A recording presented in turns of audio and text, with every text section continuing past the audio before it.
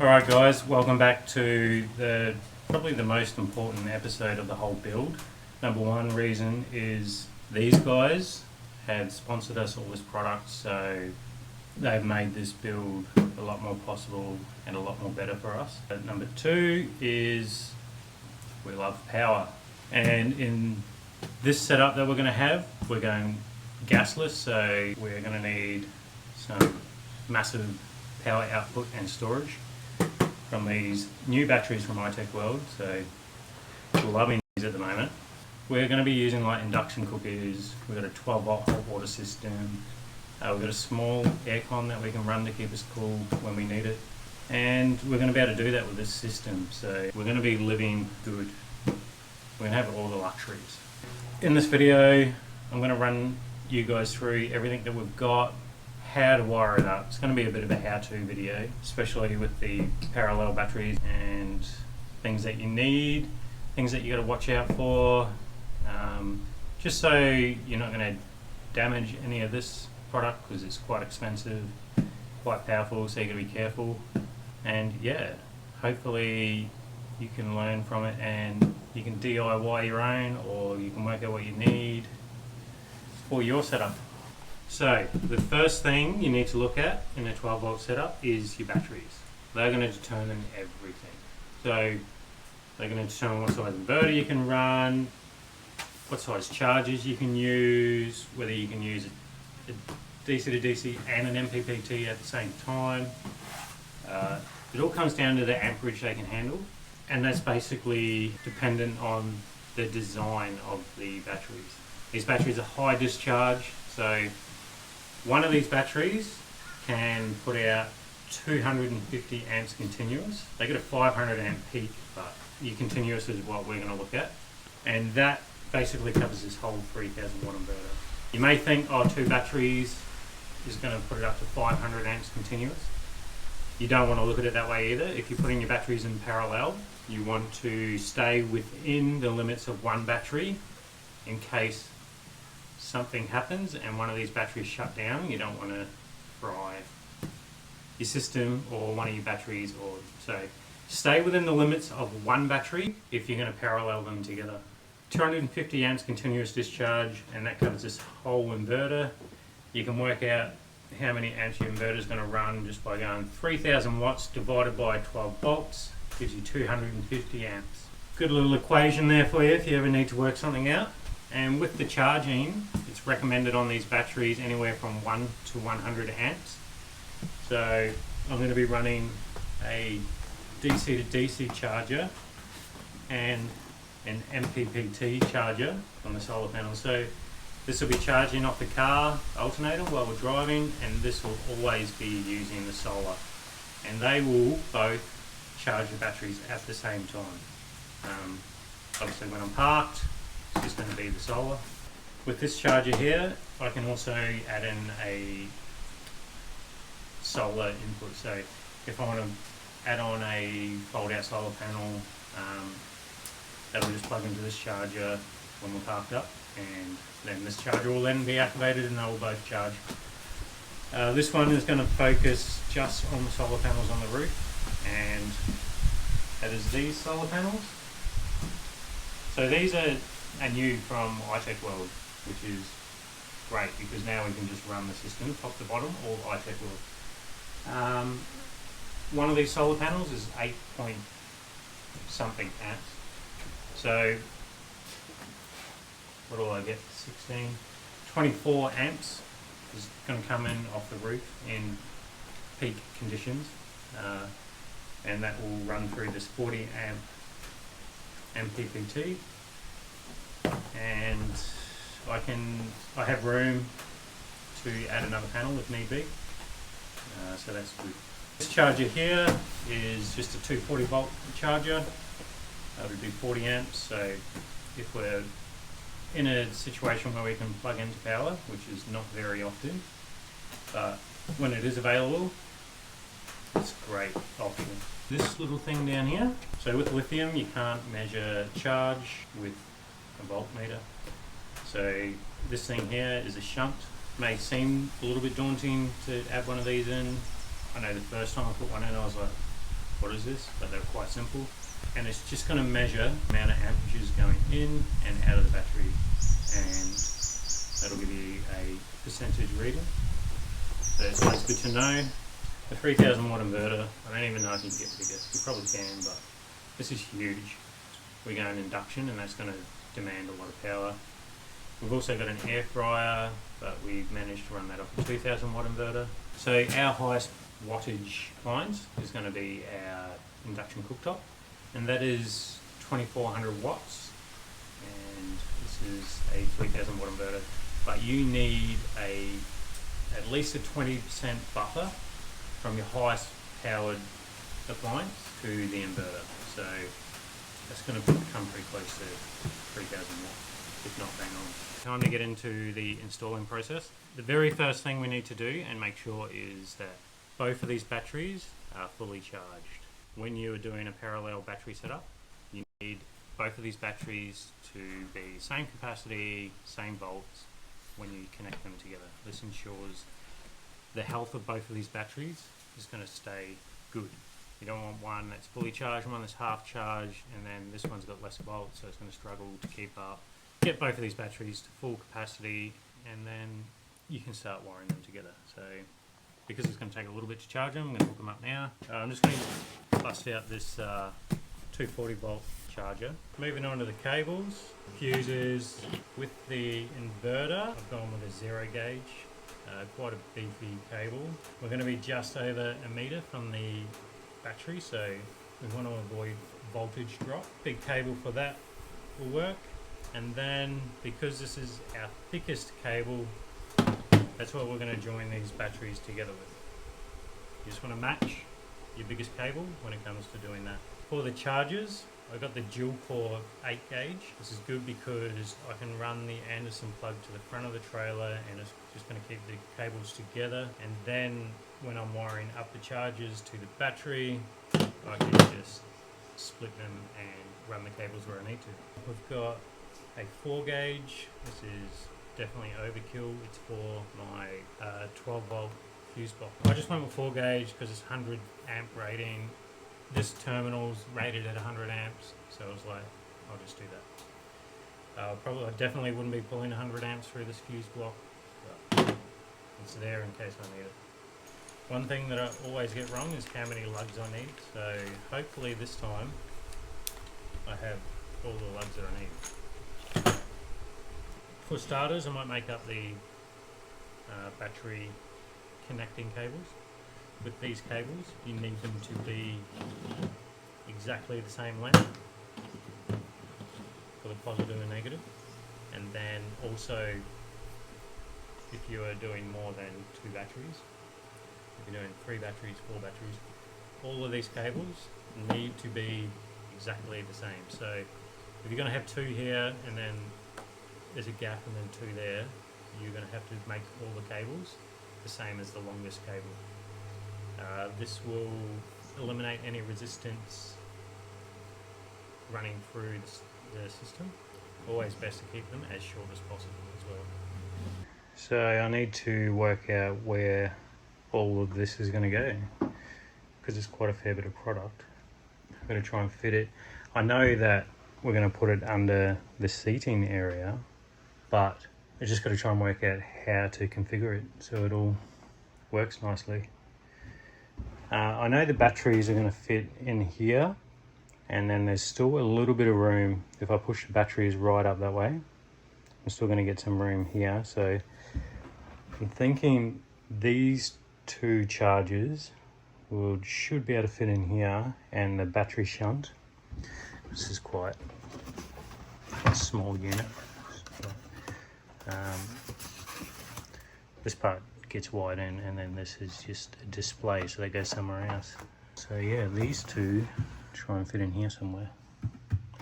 And then the inverter, it's not as big as what the box is.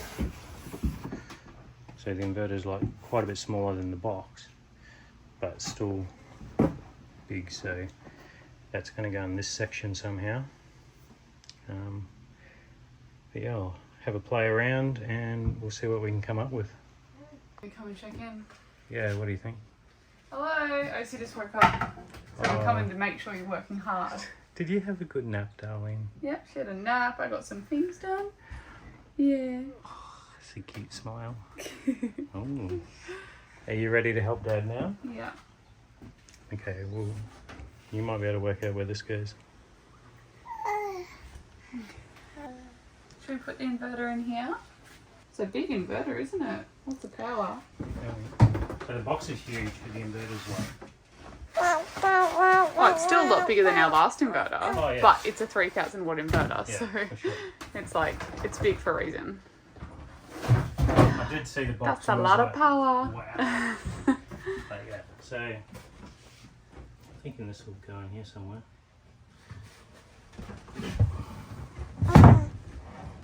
Maybe on like that. Yeah, That looks good. Is that good, darling? Yep. Up, she says. Up. Like that. Everything has to be up. Up.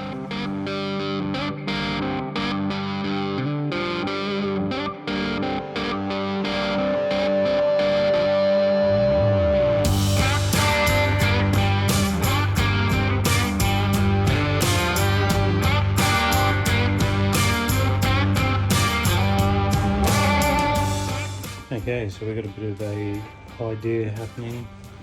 So you get two batteries here, side by side. I'm thinking the solar controller up here, because I need room for the cables to come out the bottom. Shunt. Maybe it could just go on the ground there. It's the DC to DC. I was thinking about having it mounted under here. So I get easy access to the buttons here. The tail will stay hidden under that section. So the inverter is going to be over here. It's got its own little area. Probably just mounted on the wall up here. Like so. And for the 240 volt charger, I'm thinking of just mounting it on here. So everything that I'm going to mount, like the MPPT, the charger and that, I'm going to put like backing blocks on there. So, because this is only like 4mm thick panel inside this one, it's not going to, like the screws will just eventually rattle out, especially with some of the roads that we're going to be driving on. So I'm going to glue in a piece of 12mm inside here, one inside here, and then one on the back here behind that. So I've got good thick seams. Hopefully the wires will run nicely with that sort of setup. Now that I know where the chargers, inverter and batteries and stuff are sitting, I just went through and cut a heap of the cable. So I'm just going to make all these up now. Just got the hex crimp, and then I've got the dual wall heat shrink. So this stuff's also got glue in it, so once you crimp down and heat that up, it'll glue to the terminal and then glue to the insulation of the cable, and you'll have a nice looking connection, I guess, and pretty solid too. So I'm just going to give a little tip here. With these thick cables, when they're quite short, you need to make sure your terminals and that are all pretty well straight and where you want them to be. You're not going to be able to like twist this cable around too much to make it all work. So when you make the cable up, keep them nice and straight.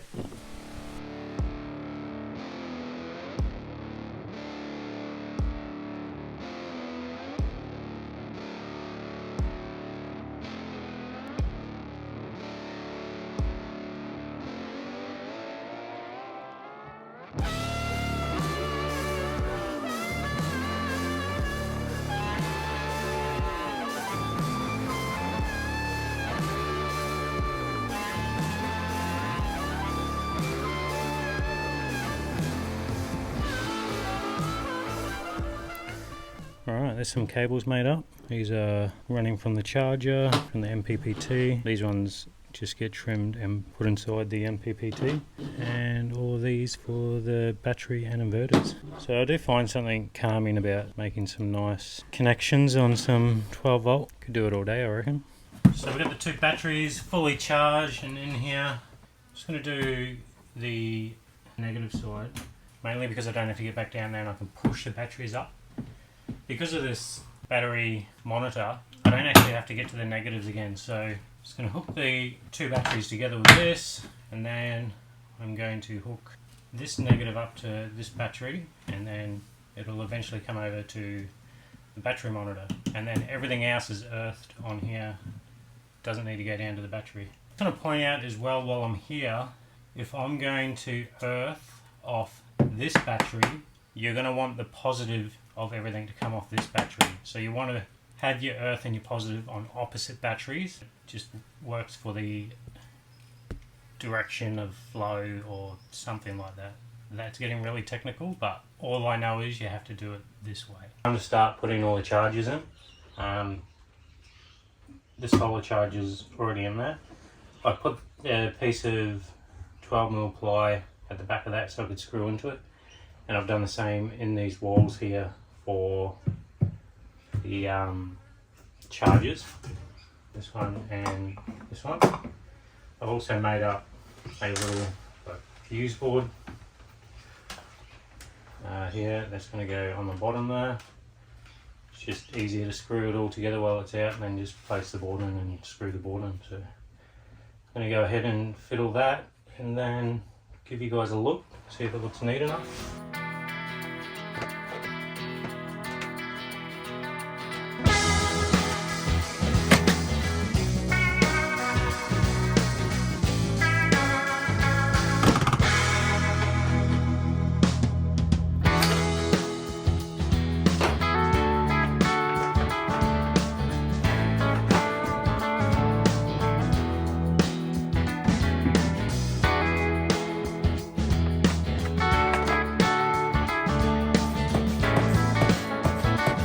Chargers are fitted, thankfully. Solar charger, and then if I swing around this way, you can see the 240 charger, and then down in here is the DC to DC charger. So, just got to do all the wiring for them now.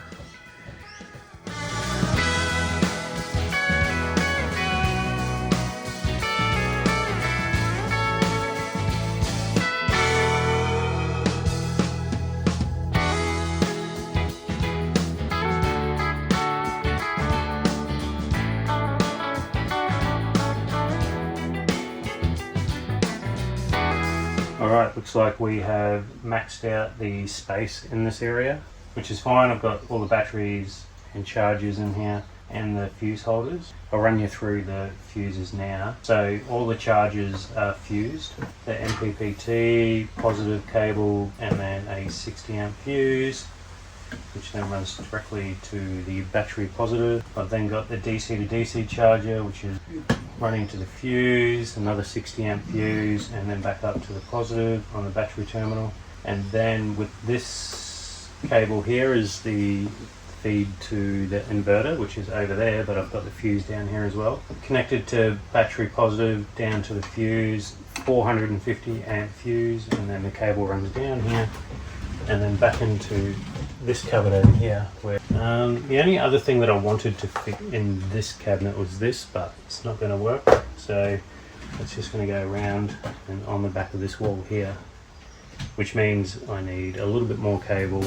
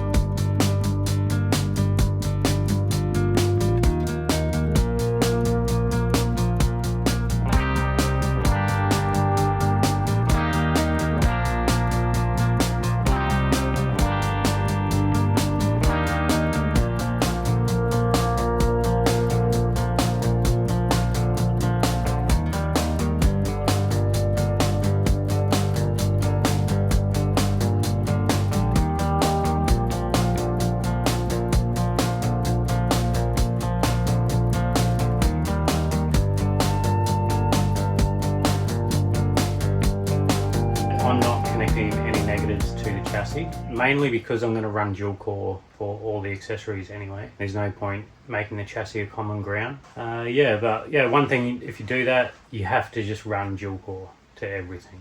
It's just fine, a little bit more expensive, but it just makes it all better. You don't have to worry about faulty earths because there's been a rusty spot on a chassis or something like that. Alright, we're live and wired. Got the battery monitor, just setting that up now. Just going to take it all the way up to a massive 480 amps. So once I get up there, it won't take me a while. I don't know how to speed this thing up, so I'm just holding my finger on the button. But yeah, we're live in a way that all the chargers and everything are wired up to the battery. It's all fused. All the chargers are good to go. They just need to be plugged into something as a power source to charge. So once I put the next fuse block in, then I won't have to touch any of the stuff down here. It'll all just be wiring the accessories into the fuse block that I put in there. And then we're all good. So yeah, basically this is finished, and now we just got to add whatever accessories we need. We have quite a few electrical appliances. Just because we're not doing the gas, obviously that means things that are normally gas will be electric. Right? Yeah. So things I can do today, like wire up completely and have them running, is the Sirocco fans. These are really good fans. Yeah. Nice and quiet and heats of airflow. We had one in the bus in our bedroom, and we always wish that we did more than one in the bus. So for here we've done two. We kind of know roughly where we want to put them, but we haven't figured it out. I think exactly. like maybe one here, because then it can do bed and lounge. Originally I was thinking in the corner, but yeah, maybe there, and then it can like go this way, go that way. And it's more accessible when you're in the lounge. Yeah. And then one above Osie's bed, so what probably like she'll be here. We call it Oki's bed in the hopes that she'll transition to sleeping on this bed, but I mean she's trying to get on there. What are you thinking here? Somewhere here? Yeah, because then it can go on the bed or on the kitchen. Yeah. Or you could do it at this end. On this wall, you could obviously have it out, facing down here, or again facing into this area. Another thing we can do today is I've got this little USB charger. It's just got a USB-C and a USB-A. So I've only got one. They're pretty cool. I like them. Maybe I'll get another one somewhere. But yeah, I'm thinking I'll stick that on here maybe. And we can set our phones up there when they're charging, or use them in the lounge area. Other things that we got to wire in is our hot water. It's 12 volt and 240 volt. Yes. And the water pump. We'll go into more details with these on our plumbing episode. Yeah. Over here I've got to run cables for the fridge. So power points, we know we're definitely going to have one in the kitchen. We're going to have one here somewhere for the coffee machine, and also our aircon that will like run out of there. Yeah. There's a really cool PowerPoint thing that Luke bought to go in the corner of our seating area. So we haven't received it yet, but it's not cheap. It wasn't cheap. It was like 70 bucks. I'll show you it when we get it. But it's like this seating is going to curve, so we're going to have a bit of a bench here, and it's going to be like a pop-up PowerPoint. We'll have another main PowerPoint down here, which we'll plug our 240 volt charger into. That does the batteries. And then we will have a PowerPoint in here for the hot water. And AC, do you agree? do you need to be charged up? I don't think so. You got all... Now that the hot water is filled, we can wire it up and turn it on. So the main cables I've already run, and for the on-off switch I just put a normal, this is an architrave house switch for lights. They work with 12 volt, so, and they're cheaper, and I think they look better. So yeah, I'm just going to mount this in here out of the way where OC can't get to it, so it's going to be in the cupboard. And I'm just going to have one switch for the hot water unit and one switch for the water pump. And because all the cables pass through here, this is a good location, so I can just jump into the 12 volt supply, wire it into the switch, and then I've got me on off.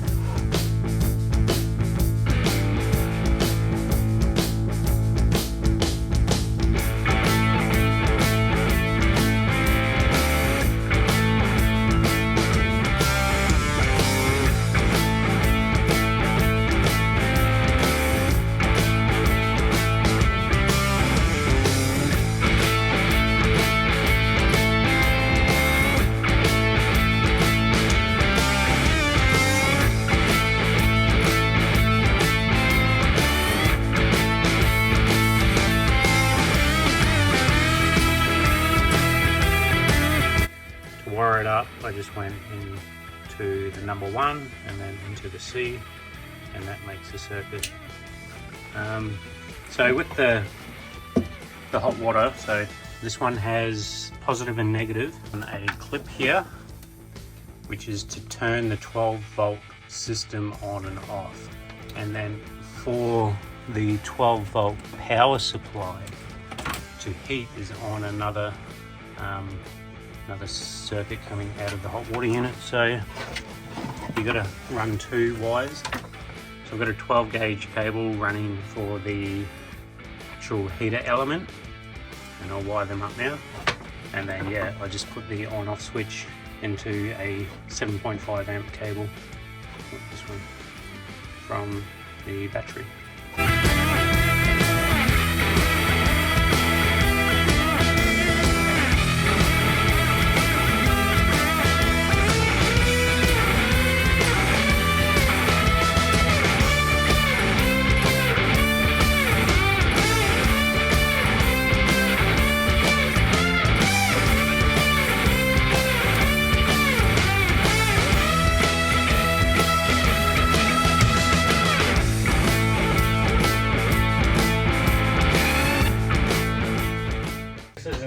Piece of gear, this one, the Thetford DE105 fridge. That's 105 litres and compressor model, so it just runs off 12 volt or 24 volt. We're excited to get it in because it's the last piece going in. First thing I'm going to do is switch the door around because I want it to hinge the other way, and then we can wire it up.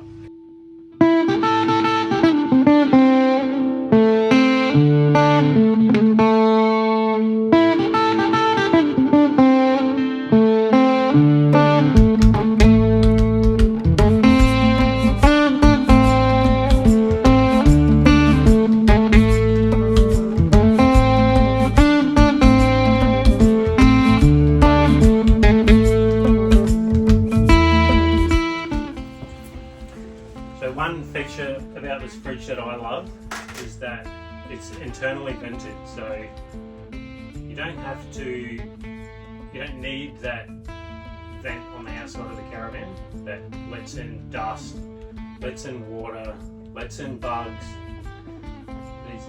There's no need for that. So the one that is in the side of the van now, I'll just seal up and be done away with that, eliminating all those problems. And it doesn't, I've had internally vented fridges before, and it doesn't make a difference to the temperature inside the caravan or bus.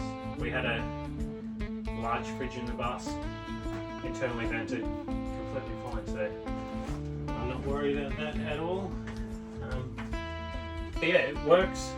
So it sucks in the air from underneath, and then it's got a bit of a gap up the back, only a small gap, and then it comes out through here, so that's only like 10 mil high space that is venting through. So it looks pretty good, like a nice little vent across the top here.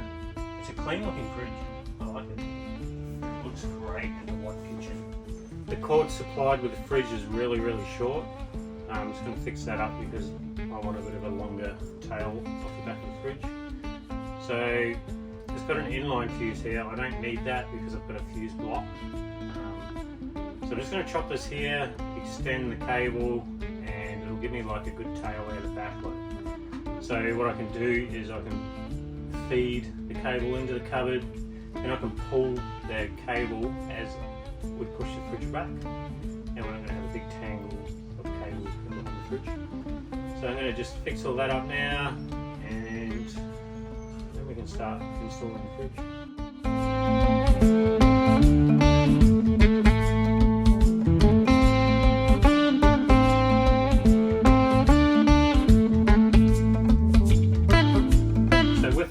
Like straight joining crimps, I'm not a big fan because the connection ends up quite messy. So I just pull the insides of them out, and then I'll crimp that onto the cable, slide a insulation dual core over that one cable, and then I'll do it again on the other cable, and then I'll do another heat shrink over the whole top of it, and it gives you a nicer, stronger connection.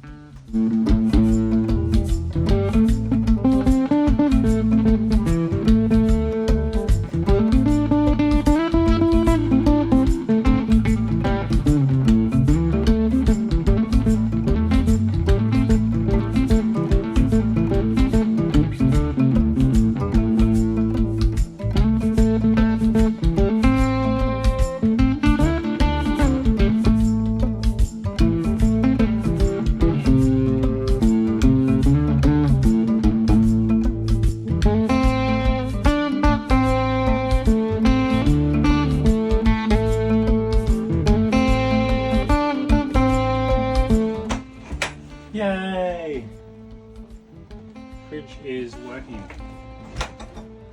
So I hope you guys enjoyed that episode. It was a lot of work, but it's work I enjoy. I love doing 12 volt stuff. But yeah, please like and subscribe. You won't miss the next episode, which will be all of our plumbing. But yeah, stay tuned for the next episode.